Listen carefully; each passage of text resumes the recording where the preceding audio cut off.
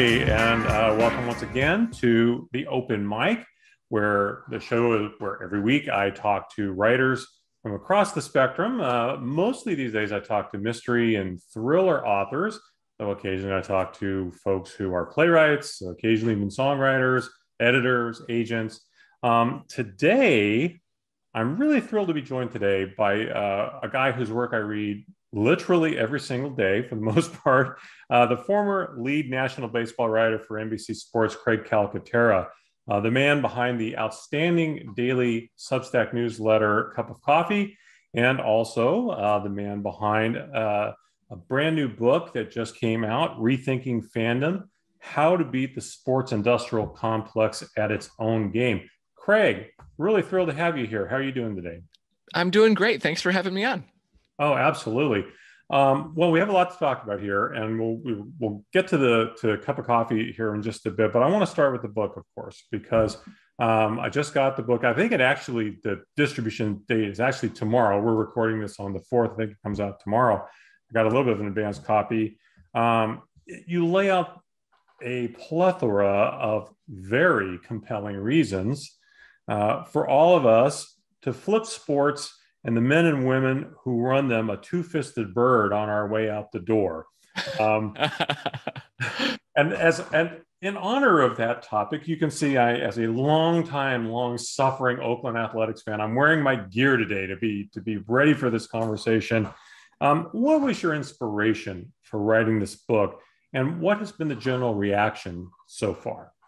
Well, first I'll give a minor correction. I don't want you to flip sports the bird out the door. It's rethinking fandom, not rejecting fandom.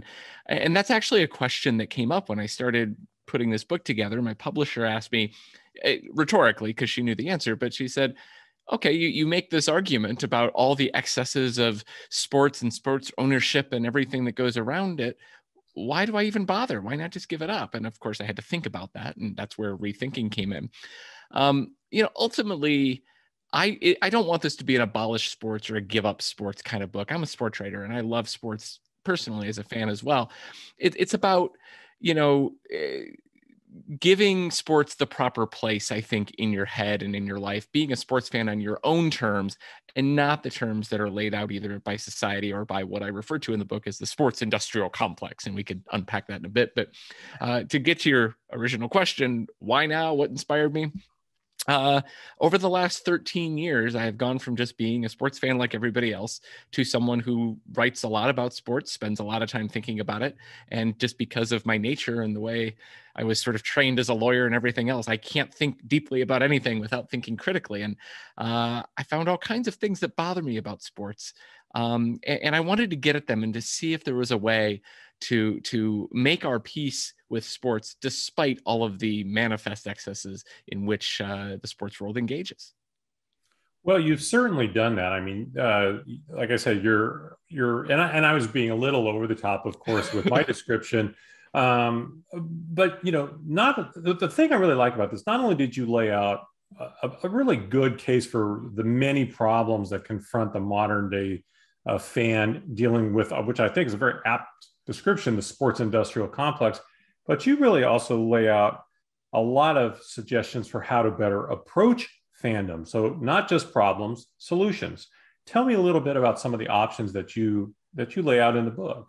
Yeah, and that's the thing. You hit it right in the head about how we can approach sports ourselves, because I'm under no illusions whatsoever that a fan protest outside of the Oakland Coliseum is going to change the way in which the A's, do things. I don't believe that boycotting MLB sponsors are going to make Rob Manfred change his behavior. I don't think fans have that kind of power. I think the sports industrial complex, such as it is too strong for that and too resilient to actually care what little old fans like us really think.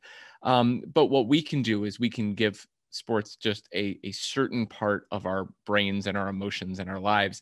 And some of the examples I talk about in the book are things like, it's okay to be a casual fan. You don't have to live or die by something. If you're, say, a fan of the Alabama Crimson Tide and you expect to win every single game when you go watch an Alabama football game, and you're miserable unless there's anything but a win or anything but a win by 30 points or more, maybe that's not the most healthy thing in the world. Maybe you're not getting enjoyment out of what's supposed to be entertainment. So you could be a casual fan, or say you're a fan of the Minnesota Timberwolves and they have spent, most of the last 30 years just absolutely stinking on ice. And for most of that time, don't seem all that interested in putting a good team on the floor. At what point do you feel obligated to still stick with that team?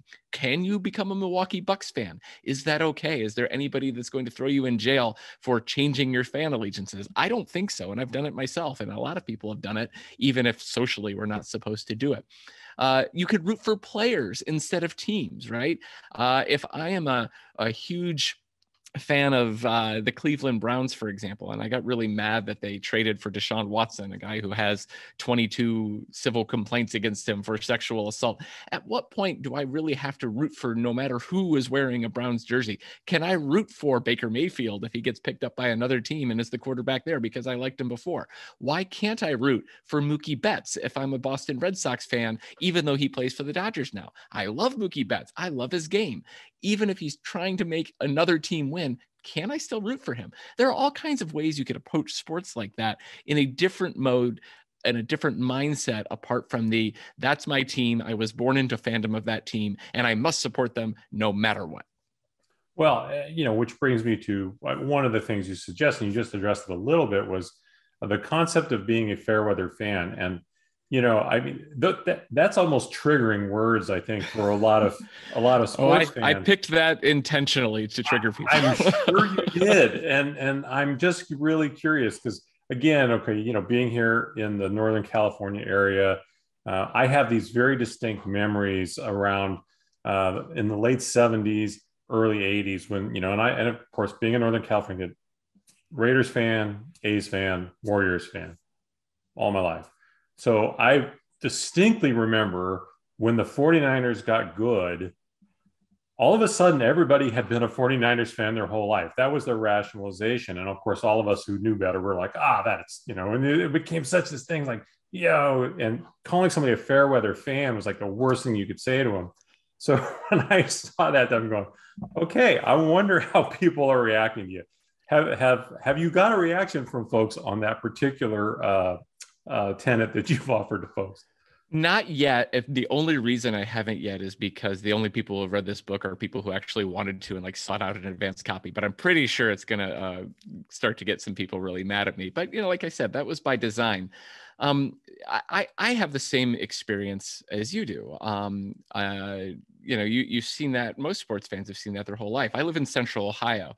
And it's we don't have a Major League Baseball team in Columbus, and traditionally it's split between Indians fans, now Guardians fans, and Reds fans. It's amazing how many people in the 70s and into the 80s were Reds fans, and then in the 90s became Indians fans, and then you started to see a few more Reds hats the last few years. It's just really interesting how that switches. Same like you saw with the 49ers and the Raiders, for example. The question I have is, what's wrong with that? Aren't those people happy, right? I mean, if you were in San Francisco in 1981 or 1982 and you weren't otherwise a hardcore 49ers fan, but then you started wearing the gear and watching the games and going to the stick and watching Joe Montana and everything else, it's probably because it was fun, right? You were getting community. You were talking about people about something that was kind of neat and cool and excellent, actually. You were enjoying sports, and winning is enjoyable. I'm not suggesting that people, if they are a hardcore Chicago Cubs fan, should immediately stop being that. I'm not suggesting that someone who, was into the A's for years and years and loved the A's and their father loved the A's and everything is about them should now become a Giants fan. I'm saying that for most of us, though, fandom is not that baked into us, even if we have sort of been socialized to believe that it is, or when we engage online, we identify ourselves as a fan.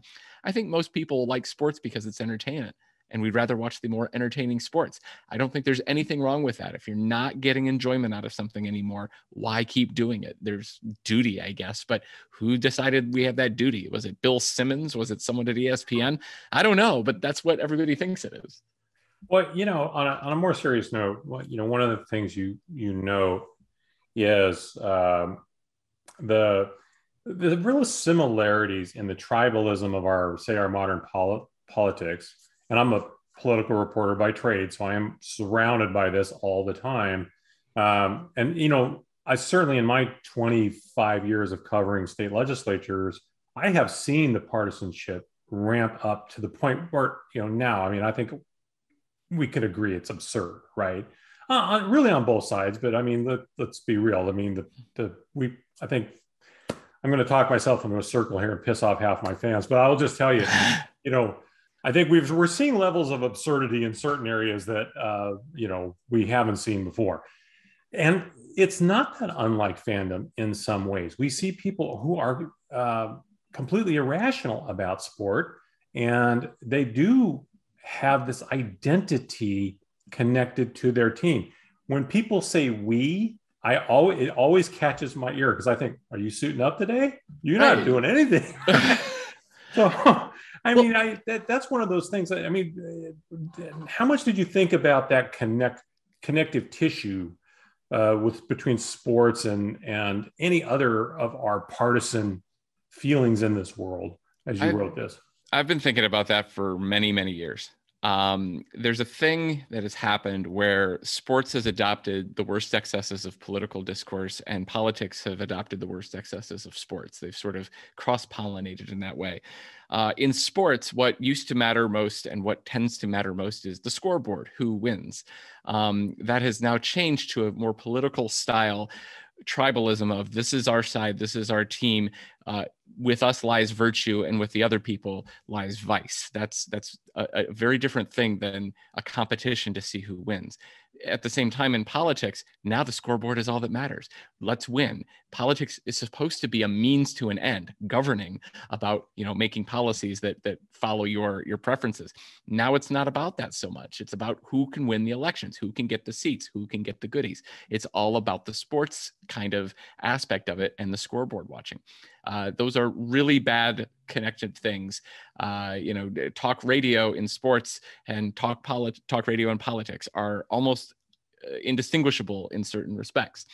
I think those sorts of excesses in both sports and politics are terrible. I mean, it's turning something that is either necessary in the case of politics or enjoyable in the case of sports into something that is just a lot more dire than it should be. And I don't know how we get out of that, but I do know that in both spheres, we need to gain a little perspective. There's no way we're going to get out of the business of making policy and governing a people. That's the basics of civilization. We can do it a bit more reasonably and a bit more objectively and a bit more humanely. We're not going to get out of sports because we don't want to, because it's enjoyable, but we can be a sports fan with a greater perspective than we have. Yeah, those two things are absolutely connected in my mind. Well, and it seems when we see, especially times like this last offseason with the lockout, but you can apply it to any labor management discord in sports that we've seen over the last half century. I'm always amazed when I see people come down so strong in favor of the owners. Now, I get it to some extent. You look at it and you say, the argument used to be, I'd play this game for free. And that's horseshit. We know no one, if you had that skill set, you would not play this for free. You'd want to get paid too. But it does seem like that split has followed the political splits too, where you see people support things that don't seem to benefit them personally at all. They benefit somebody else. And it's strange. The more that happens, the deeper we dig our claws into the ground around us and we refuse to be moved. It's really interesting, which made the timing of your book, so to me, such good timing, because it really does address something that I think, sure, sports is fun, but I think this is actually a pretty serious issue in how it chains out across our society. And I'm sure you probably thought that to some degree.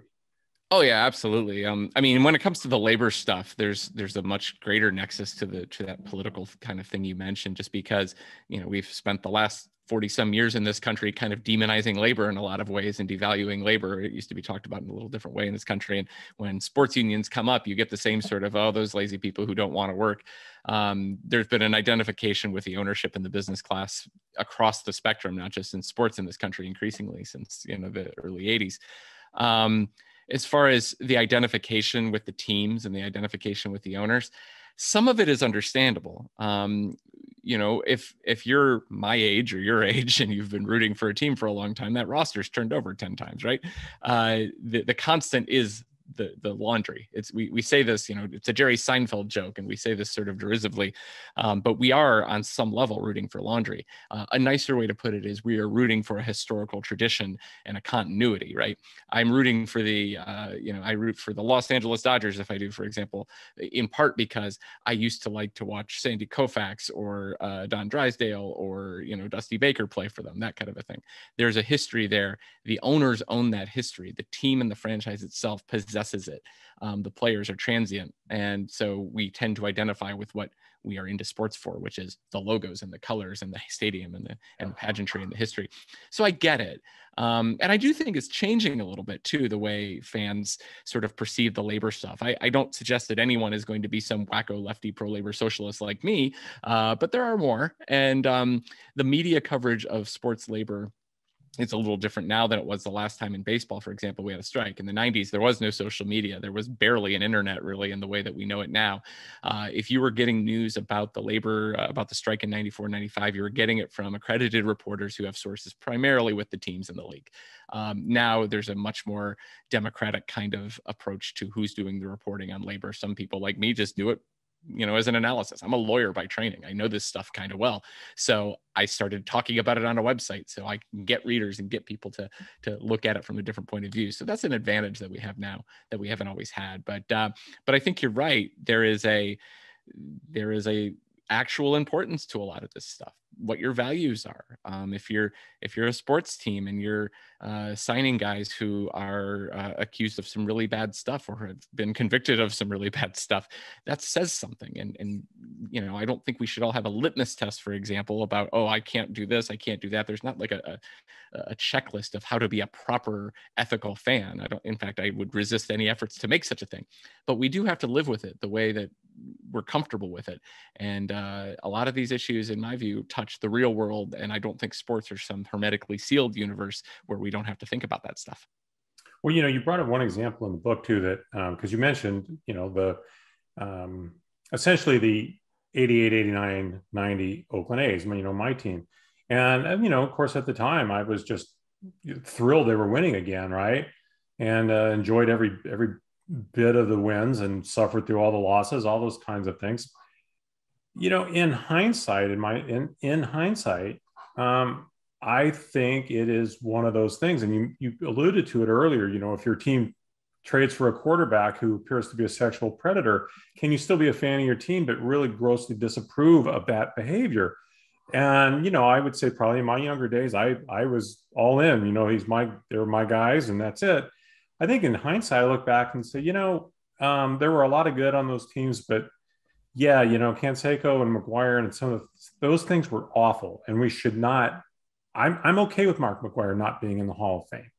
That's a slightly different discussion, but I'm okay with there being repercussions for what they did. And I don't forgive them necessarily anymore, or not, that's not the right word, but just whitewash it because they were on my team. That's the thing. Yeah. While I'm also, lambasting Barry Bonds for being how he was, to me, right is right and wrong is wrong, even if it's your team. And that's where I think as fans, we often don't do that. If it's our guy, anything's forgivable. And that feels really wrong to me. And I'm glad you're pointing out stuff like that.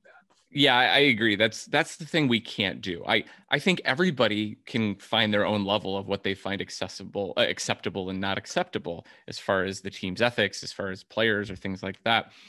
But what we should avoid at all costs is the my guys no matter what thing. To bring up Deshaun Watson and the Cleveland Browns again, I know a guy, he's not a friend, but he's somebody I know. He's a very educated and reasonable person in most respects. I have tended to agree with this person on most things when it comes to sports and ethics and even politics and things over the years.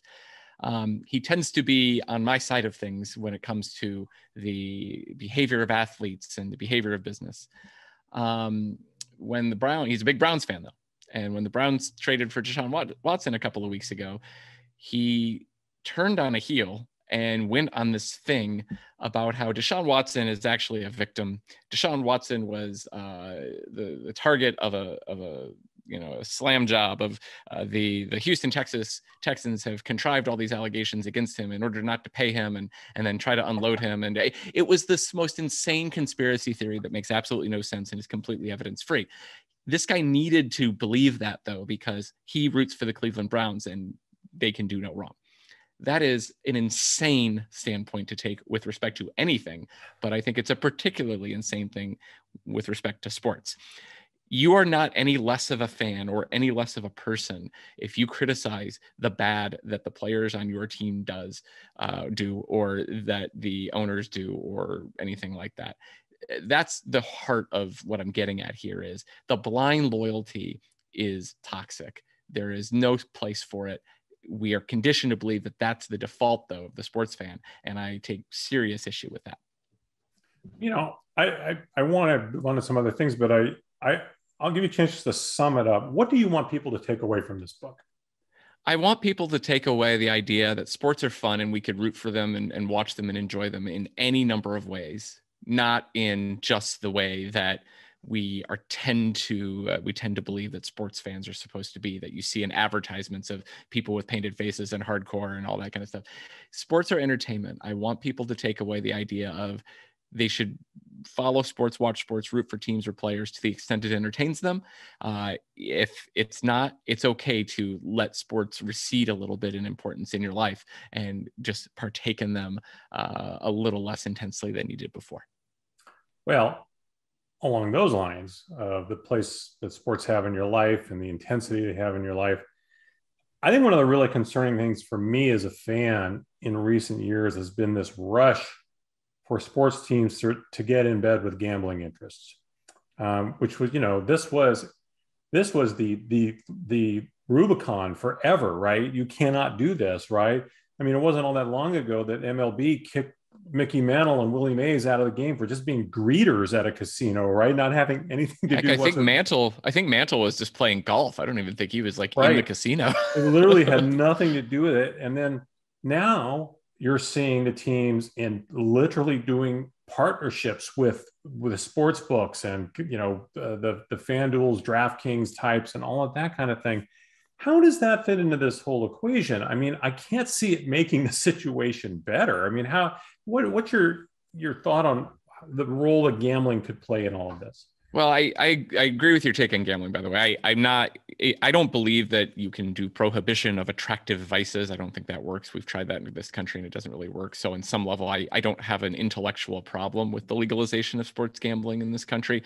And as a lawyer, I think that the law that was in place that outlawed it everywhere except Nevada was just a horribly drafted law and was not constitutional. So I'm glad that was gone, just on a philosophical perspective. I do think gambling is very, very damaging. However, I would like to see less of it. And I certainly don't like to see sports and sports leagues involved in it. And I agree with you that was always the third rail. You don't touch it. It's in baseball, particularly, we had the biggest scandal in the history of the sport because of gambling. What I take away from all that on a macro level, though, is it's evidence that sports leagues and teams and businesses that surround it, which is a good proxy for what I refer to as the sports industrial complex in the book, are not operating from the same position you think they are. They're not operating from a position of virtue in our brand and our history and our team or our league. It is purely whatever is economically advantageous for them. The reason that the NFL, MLB, the NBA, and the NHL first opposed the legalization of sports gambling is because they thought it would stay opposed. They thought it would stay illegal. When that case that took 4 or 5 years to get through the courts looked like it was very obviously going to legalize sports gambling, they immediately switched sides and got on the side of sports gambling because they realized if someone's going to make money off of this, we are too. That is not an ethical position. That is a pragmatic economic position. As long as you understand that that's what they are doing, you could still be a sports fan, but understand that that's what they're doing. And in most other things, in addition to gambling, they are doing the same thing, whether it comes to ticket prices, stadium sales, decisions they make about, in baseball particularly, about rebuilding the team over the next few years versus investing in players now. All of those are pragmatic decisions made just like a big corporation would make a decision. If we understand that, we can be a little bit more comfortable making our own ethical decisions as fans. And I think the same thing, or I want to ask you if you feel maybe it's the same thing with what we're seeing now in college with the name, image, likeness policy changes we've seen in the last few years, which of course started here in California, like a lot of crazy stuff. But I mean, I shouldn't say that because I absolutely am not opposed to the athletes actually getting some of the money that the schools have been raking in the dough off them forever. And these guys, then they get, banned for taking a hamburger from from a booster. That's ridiculous. But I'm curious, what your thoughts on maybe how the NIL, and that's the name, image, likeness policy changes, for anyone who doesn't know what I'm referring to, how that might play into this. Are we going to start seeing, and again, I'm not naive enough to think that college sports was ever pure in the way that the NC2A would like us to think it was or is. But that said, I mean, I guess I'm curious your take on what you think NIL, how it could play into all this. Is it also going to bring all the same problems that we see in pro sports to college sports, or was that already the case? I think it's addressing a problem. If anything, it's a half measure to address a problem. I have a I live in Columbus, Ohio. I went to Ohio State. I was a huge Ohio State Buckeyes fan for years. And in the city I live in, you get an upfront personal view with major college sports, perhaps more so than anywhere on the planet. When I was a lawyer, they were my client. I mean, I am very, very familiar with how big time college sports work. I don't watch any college sports. I think I caught part of the UNC Duke game the other night because I was in a place that had it on, but I don't watch any college sports. I basically rejected college sports several years ago, primarily because it just exploits athletes and breaks their bodies in some sense for no pay and really not a fair exchange. The idea of we're going to give them a scholarship and they're going to, give us free labor, even that on its face was not a great trade as far as I'm concerned, but it was also a false one because the education often doesn't come. It's just a bad, ugly business, I think, when you are relying on essentially unpaid people to make you billions.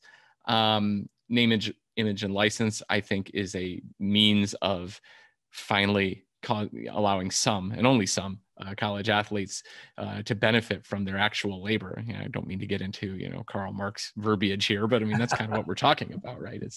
Is someone allowed to actually make something of their own labor, or does it all go to someone else? And the NFL and the NBA are very complicit in that because they have basically a free farm system too, and have for years and years and years. One thing that I think we're going to see, rather than a corruption of college sports because of name, image, and license, or players getting paid or whatever, is you might see a relaxation on the part of the NFL and the part of the NBA on what they require before they'll take athletes. Because, if they're not getting this perfectly free pipeline anymore, if the people they draft aren't being trained by colleges and aren't, desperate for a paycheck the minute they get drafted, they might not want that system anymore. So I don't have any problem with that. I think the athletes are the, primary unit of sports, right? They are the ones who do the work. They are the ones who provide the entire product for us. I know they can't do it themselves because there are leagues and trademarks and all that kind of stuff and network deals and everything. But it is the athletes who, if they disappeared, we would not have the sports. They are the ones, if anyone, who should be benefiting first. Yeah, I agree with you completely on that. Let's shift gears a little bit here because I want to talk about the newsletter, which I mentioned, A Cup of Coffee, which is fabulous. I really look forward to seeing it in my inbox every day. For those who are not aware, I've noted it's baseball, but it's also, a lot of culture, a little bit of soccer here and there. Be forewarned if you're one of those soccer haters. Some other good stuff. I think it's really tremendously entertaining. Tell folks a little bit about A Cup of Coffee. Sure. So I'll back up a little bit. For 11 years, I was the national baseball writer at NBC Sports. And NBC Sports, it was essentially a blog, right? And I didn't go out and do reporting day to day. I didn't go to the stadium very often. I did sometimes, but not very often. But what we tried to do at NBC, or what a lot of websites try to do, is they want you to go there and get, get your updates, figure out everything that's going on in the sport or wherever in one place. And we did a pretty good job with that. I wrote and edited Hardball Talk at NBC as a means of, if someone's working in an office, if someone has a life, but they want to know what's going on, they can quickly scroll through the website, see everything that's happening in baseball right now, and within a few minutes feel like, oh, okay, I know what's going on. I can be conversant in the news of the day, even if I didn't spend an hour watching Sports Center or all day looking at other websites. So Cup of Coffee is basically that in an even more condensed form. Every single day, what I want is for somebody to get this email, and it comes by 7 a.m. Eastern time every day, 4 a.m. for y'all out west, in your inbox, and you will get a basic overview, a briefing of everything important that is going on in the sport of baseball during the season. I do recaps in the morning of the previous day's games. Those are kind of jokey. And then little news capsules that just give you a digest of it. And then, as you mentioned, the second half, now that I'm not at NBC and I can write whatever I want, I'll write about my kids, I'll write about music, I'll write about some movie I saw. Occasionally, I'll write about soccer. But basically, 5 days a week, it is a daily digest that between 7 a.m. Eastern and like 7:12 a.m. Eastern, when you can finish reading it, you will know everything you need to know for that day. That's the goal. And so far, it's been working for about a year and a half. Well, and like I say, I find the mix really interesting, entertaining. I'm curious about being able to do this every single day. I'm really amazed because you've got links to stuff. You cover a wide range of stuff. That's an early deadline. I mean, I'm really impressed. And I'm also impressed. You've noted in some of the issues of late, your father had some health problems. There's other, some other things like that. You're always really honest with people. Here's what's going on, blah, blah, blah. I find all that really refreshing too. It's an open book a little bit without being Kardashian open book. I mean, it's not that exciting. If I had a life like that, maybe it would be like that. But it just feels very real. And that's the thing. I think if anyone out there is interested in baseball, if you haven't subscribed, it was at $60 a year. Is that correct? It's $6 a month for a monthly, $65 for a 12-month subscription. And if you are listening to this right now towards the end of the week of opening day, there is a sale going on until I don't know, Friday at midnight or something like that. So you can get a little cheaper. I do that a couple times. Check it out. I mean, it's one of those things. We all get. I get so many because when editor is after your job title in your job title, I get inundated with things. But this is one I look forward to when I take up a class. Thank you. That's highly recommended. Really nice of you to say. And the only thing I'll offer on the tone of it or whatever that you mentioned is. I did not go to journalism school. I did not spend 15 years working my way up from covering high school football to, volleyball to finally get to the pros. I don't write from the Associated Press viewpoint. A lot of it is opinion. When I give you the facts, I tell you immediately what I think about them and what I think they mean. There's a lot of joking in there. Also, I work alone. I work at home, and I have for like 13 years. Y'all are who I talk to. So in some ways, this is a diary. It is a personal website. It is a blog. I put it all in there, and I try to just be myself. That turns off some people, but to the extent I have an audience, I have a very, even though I'm slamming the idea of loyalty in sports, I do have a very loyal audience. The people who subscribe to Cup of Coffee do it despite what I say, as opposed to because of what I say sometimes. I think that kind of helps. But I think that people who get information from me or commentary from me should know the type of person they're getting it from. So I don't think I overshare. I do sometimes, but I don't think so. I don't know. Like literally, I think I literally wrote from my son's hospital room a month or two ago. So sometimes I overshare, but but I do that because for me. Life happens to everybody. Life happens to everybody, and I think it's very relatable. You do it in a very relatable way. It's never in a way that feels different than that. I'll just leave it at that. I think it feels very relatable. I did want to ask you though, because people ask me all the time. In fact, I just had somebody just the other day ask me about Substack and what I knew about it. And my answer is I really don't know a lot about it other than I subscribe to 2 or 3 Substack newsletters. If you could maybe just give me a brief thought on as a Substack person who's on Substack as a contributor, what are your thoughts on Substack for writers? I think it's a great platform. I will say, in my own personal experience, it works very much like any other sort of like blogging platform. Like if you had WordPress, or if you've ever, written a Blogspot blog, or if you had a live journal back in the day or something, it's very much like that. I have zero interaction with anyone at Substack or any other writers who have Substack. I think that's one thing that gets a little bit thrown out there is Substack has been in the news. There have been think pieces about it over the last couple of years because some high profile political type writers and stuff have left their publications and set up over there. And some of these guys are, not my cup of tea, and some of them are controversial. And Substack itself, I think, has given some of them like incentives to come over. And it's created this idea that Substack is a company with a single editorial voice or with some sort of approach. That's not anything that I've seen in my experience at all. The day I launched my Substack, I had one conversation with someone there, and I've not talked to anybody there since. It's like using a Visa and MasterCard sort of processing thing. The gas station down the corner takes Visa. So too does, I don't know, some odious political action committee. That just because they're both using Visa doesn't mean that they share anything. And that's kind of how I view the various Substack authors. But as far as mechanics, it's great. You fire it up every day. I write in it. I hit send, and it just goes out in the email universe to anybody who's signed up. And I think it's a wonderful way to have basically zero intermediary or mediation between your words and your readers. Fabulous. So which is dangerous. What? Dangerous if you're the site type that might libel somebody, but the law degree is still in the back of my head, so I try to be careful.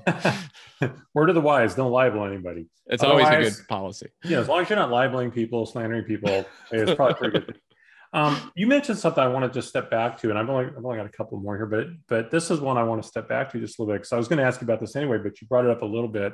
The reaction sometimes to people to who get I'll frame it the way I was going to frame it, which is, I also read The Athletic, and every now and then, for some inexplicable reason, I'll read comments that people put on stories. And I don't know why I do that, because it's maddening. But I'm always amazed when people complain about the writer, and they'll say, oh, this was a shit story, or, oh, and of course, then, now, because everything's political, people will say, oh, this, that, or the other thing. And oh, woke liberal nonsense, or oh, then the other guy will respond, they're bitching about Trump, and it just turns into all that nonsense, right?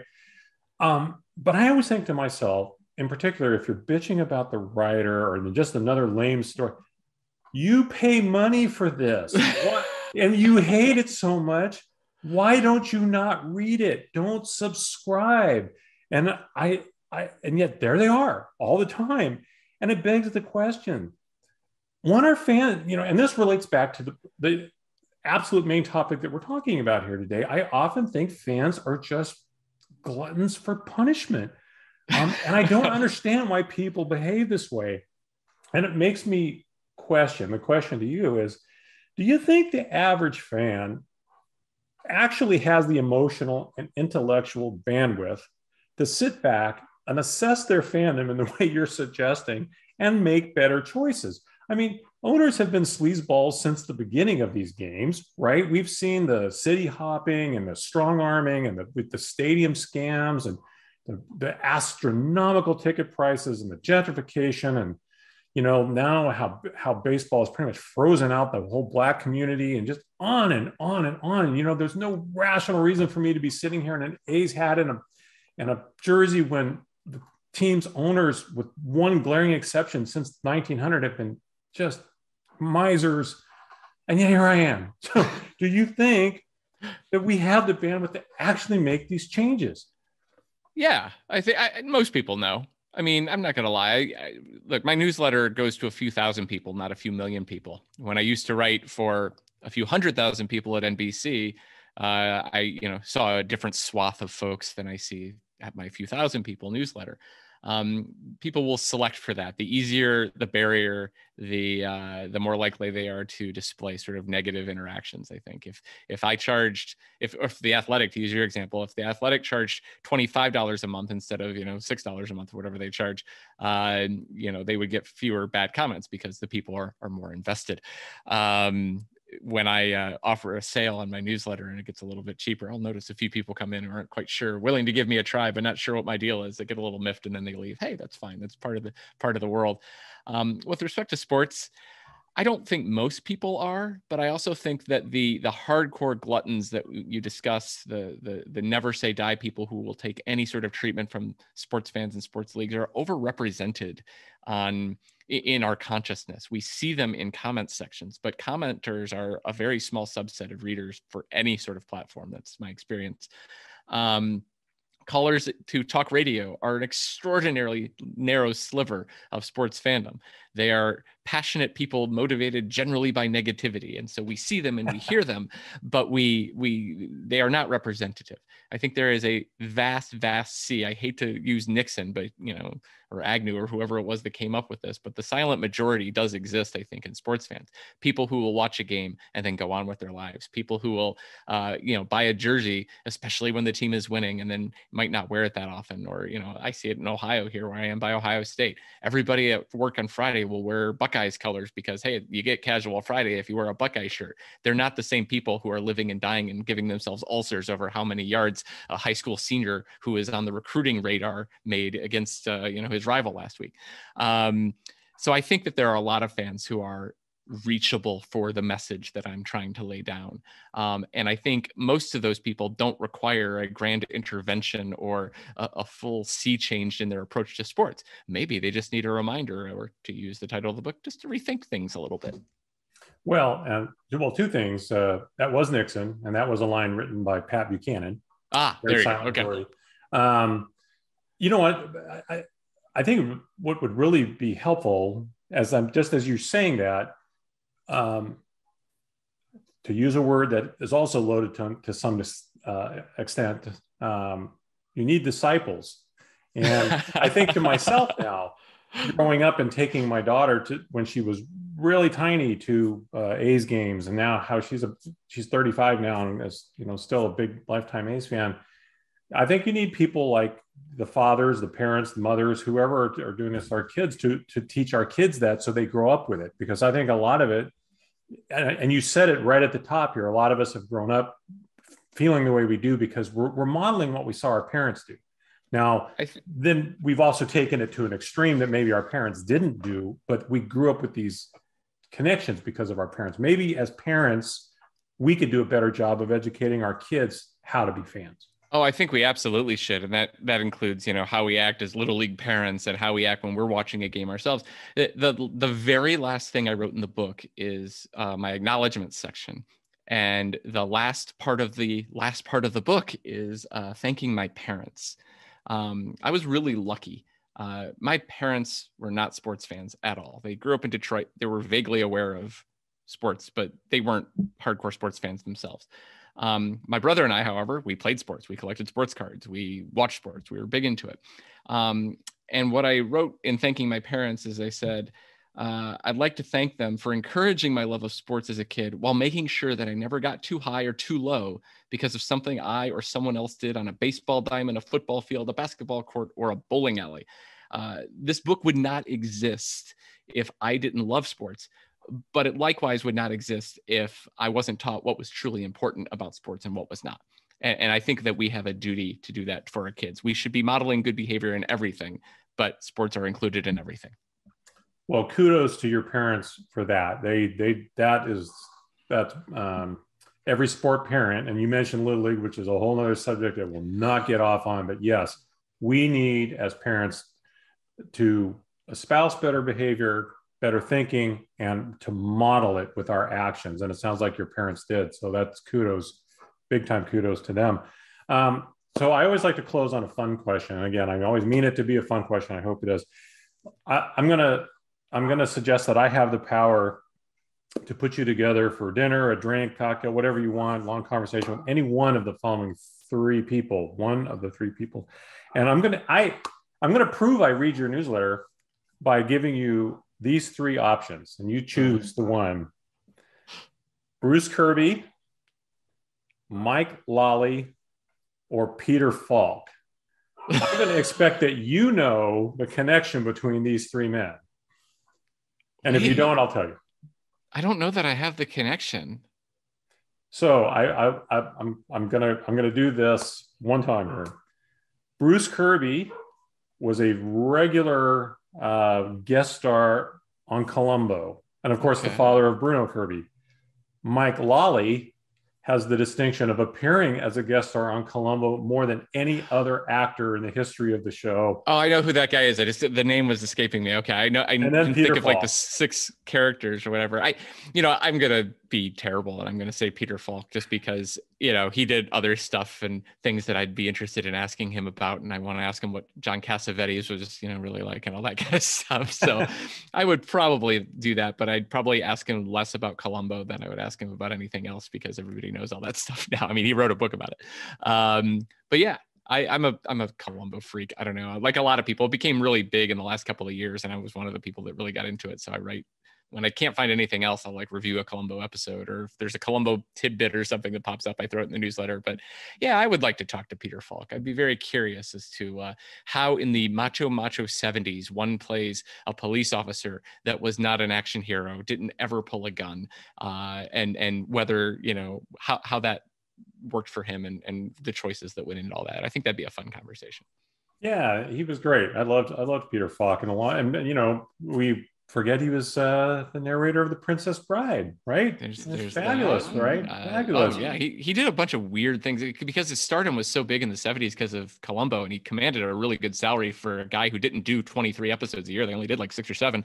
He commanded a big salary because it was a big ratings thing, and so he could use the extra time he had from not filming all those other episodes to do all kinds of weird little movies and things and art projects and stuff. And that's fascinating to me. I think he's just a neat guy. Yeah, absolutely. Well, Craig, this has been a fascinating conversation for me. Really enjoyed it. I highly encourage everybody to go out, get a copy of the book. If you're not already, become a subscriber to A Cup of Coffee. I guarantee you, if you're a baseball fan, even a little bit, I think you'll really enjoy it.